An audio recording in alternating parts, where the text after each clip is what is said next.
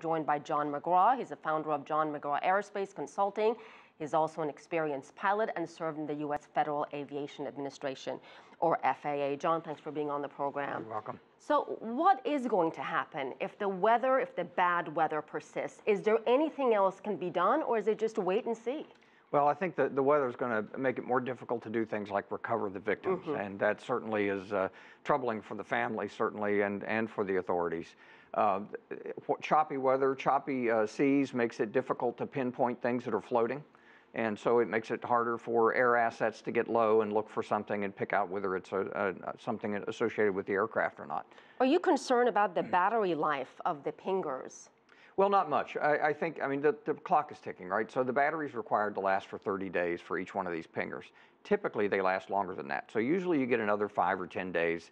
Even if the battery goes dead, if the battery runs out, the data that's on board these data recorders is still valid and can last for many, many years. They're very robust. So I think these will be found, whether they're found while the pingers are going off or not. I think they'll be located, given the fact that we believe they're major pieces of the aircraft that are underwater.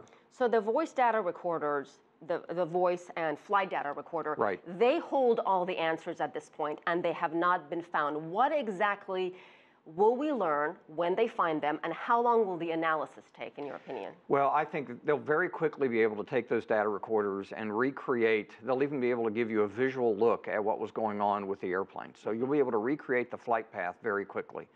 There are 88 parameters on these flight data recorders. They last for a very long time, and they'll be able to show you a visualization not only of what happened to the airplane itself, but what was happening inside the aircraft, because they record things like switch positions and engine parameters and pilot actions, what they were doing with the controls.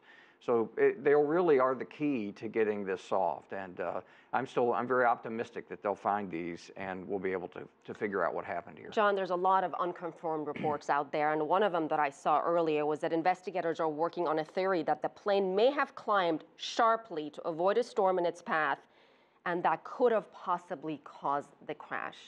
Well, it's unusual for an aircraft to try to climb above a thunderstorm because they can typically be 50,000 feet or higher, way above the airplane's service ceiling. It's more normal for a pilot to request a deviation to go around a thunderstorm. So the fact that they believe they've picked up a climb, again, that needs to be looked at very closely to see if the radar was accurate or not, because it can pick up false returns. And again, these are unconfirmed reports, I should say. Okay. Doesn't necessarily mean that the pilot was trying to climb above a thunderstorm. And it's unusual because in an Airbus airplane, they have a very sophisticated flight control system that will actually prevent the pilot from putting the aircraft into a stall.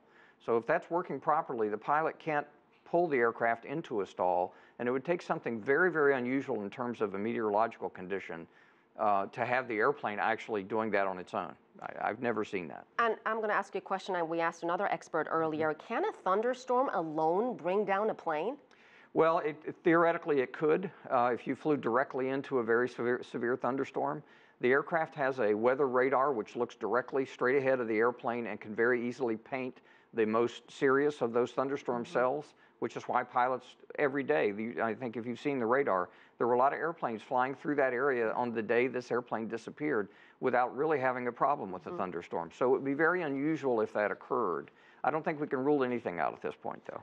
All right, John McGraw, thank you so much for your time and for your perspective.